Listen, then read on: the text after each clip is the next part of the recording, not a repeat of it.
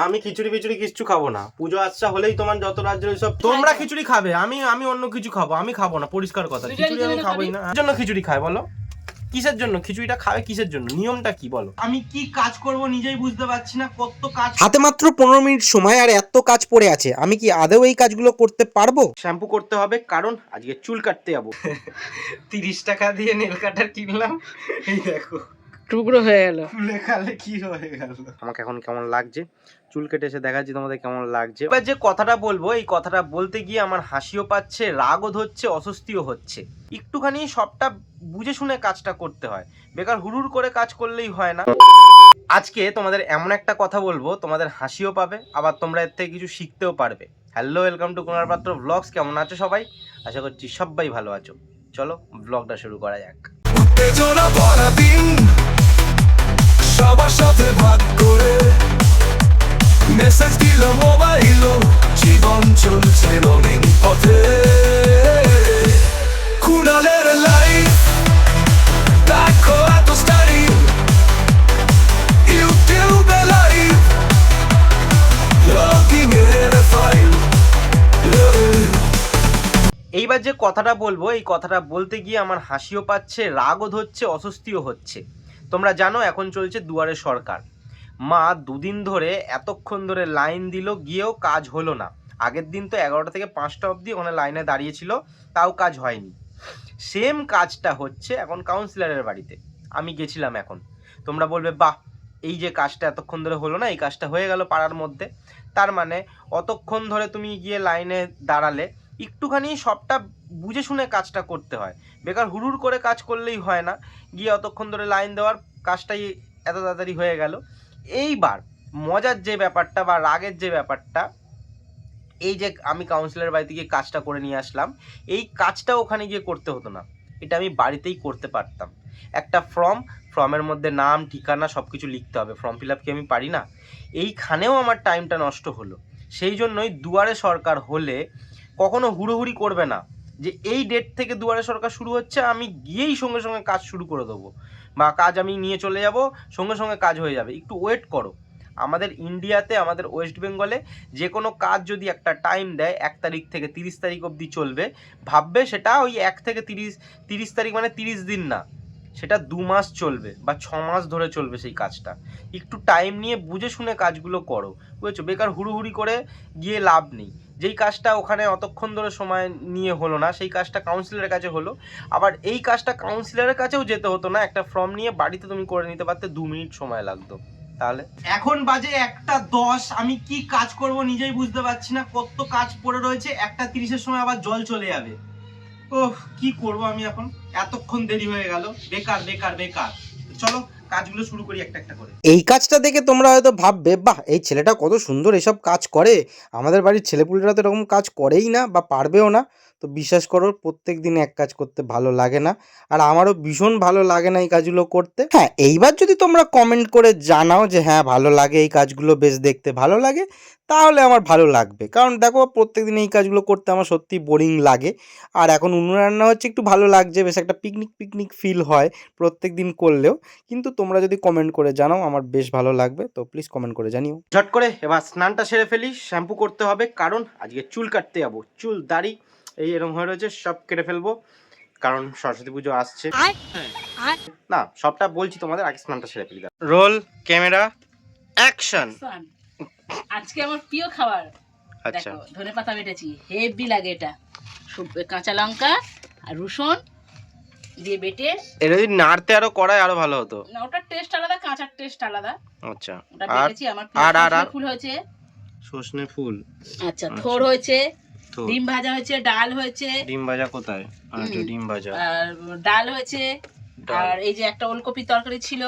আজকে অনেক কিছু রান্না হয়েছে, বুঝেছো? আচ্ছা আলু চোখা মাখিনি, আর ভালো লাগে না, তো কিছু খেয়ে পারবো না। আচ্ছা। তো বাবা, তুমি কেন খেলে না থোর ভাজা? থোর ভাজা কেন খেলে না? কি খাবো, সব কিছুতে ধনেপাতা আর টমেটো। মেন কালকে রাত্রিবেলাতে মা বলেছিল যে একটু মাংস নিয়ে আসবি, তাহলে করবো। আমি বললাম না থাক, মাংস নিয়ে আসবো না। রাত্রিবেলাতে, কারণ রাত্রিবেলাতে আমি এক জায়গায় যাচ্ছিলাম সেই জন্য। আজকে সকালবেলা বললো মাছ নিয়ে আসবি কি, আমি বললাম না মাছ নিয়ে আসবো না, ছেড়ে দাও। তো মেন নিয়ে আসলে ভালো হতো, কালকে আবার শনিবার আছে, কালকেও আবার নিরামিষ খেতে হবে, কালকেও নর্মাল। তো ঠিক আছে রোববার দিনকে খাবো। মেন কি না, 3 দিন, রোববারে না। 3 দিন, হ্যাঁ রোববারে হবে না, রোববার দিন কি সরস্বতী পুজো খিচুড়ি। আমি খিচুড়ি ফিচুড়ি কিচ্ছু খাবো না। পুজো আচ্ছা হলেই তোমার যত রাজ্যের ওইসব পুজো আচ্ছার দিনে একটা ভালো মন্দ লোকে খাবে না, ওই খিচুড়ি, তারপরে ওইসব হবে না। সরস্বতী পুজোতে আবার কিসের খিচুড়ি খেতে হয়? খিচুড়ি সবাই না সরস্বতী পুজোতে না, এই রাগ উঠে যায় এইসব কথাবার্তা শুনলে। আমি খিচুড়ি খাবোই না, পরিষ্কার কথা। সবাইকে জিজ্ঞাসা কর খিচুড়ি তোমরা খিচুড়ি খাবে, আমি অন্য কিছু খাবো, আমি খাবো না, পরিষ্কার কথা। খিচুড়ি আমি খাবোই না। হ্যাঁ সে বিরিয়ানি, সে যেটাই খাই না কেন আমি খিচুড়ি তো খাবোই না। তোর জন্য রান্না করবো না তাহলে। ব্যাস, যে যা খুশি করো, খিচুড়ি তো আমি খাবো না। সরস্বতী পুজোতে কোনো এই নেই, যত রাজ্যের সব কিছুতে পুজোতে নিয়ম বার করলে হয় না, যত রাজ্যের পুজো সব নিয়ম। খিচুড়ি সরস্বতী কিসের জন্য খিচুড়ি খায় বলো, কিসের জন্য খিচুড়িটা খাবে, কিসের জন্য, নিয়মটা কি বলো?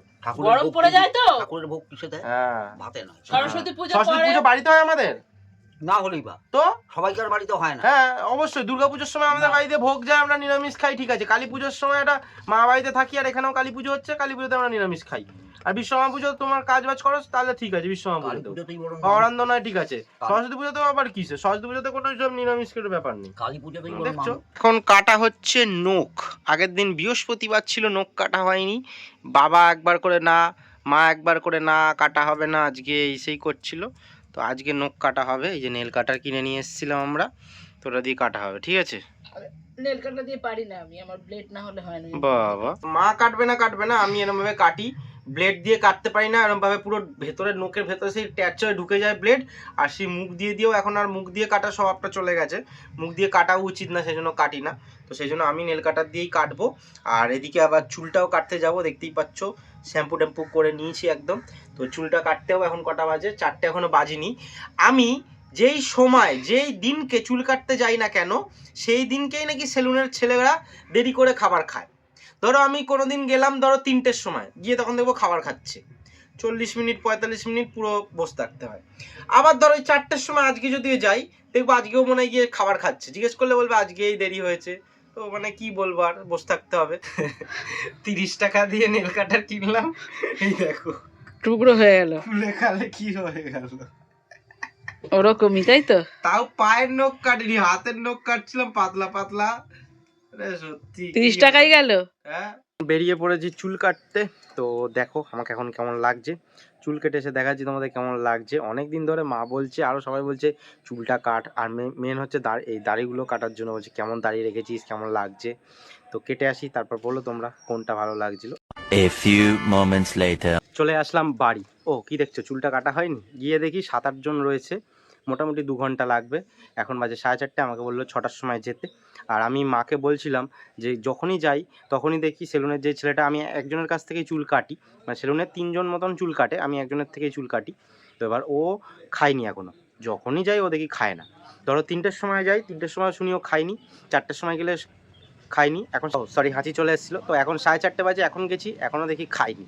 তো সেই জন্য চলে আসলাম, বললো 6টার সময় তুই আয়। এই দেখো কি করছো তুমি, চুল কাটতে, হ্যাঁ চুল কাটতে যাসনি? আরে 7-8 জন রয়েছে, আর গেছি বললাম না, বলছে এখনো খাইনি। আমি 2-3 জনের হ্যাঁ 2-3 জনের কাটবে দিয়ে খাবে দেবে, বলছে আমাকে 6টার সময়, এখন 4:30 বেজে গেছে, যে 6টার সময় আয়, আমি তোরটা আগে করে দেবো। তো চলে আসলাম বাড়ি। তো এইবার বলো কেমন লাগছে চুলটা কেটে।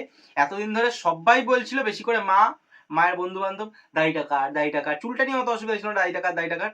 তো এই কেটে একদম চকচকে হয়ে চলে এসেছি, না চকচকে না মানে কেটে কুটে চলে এসেছি।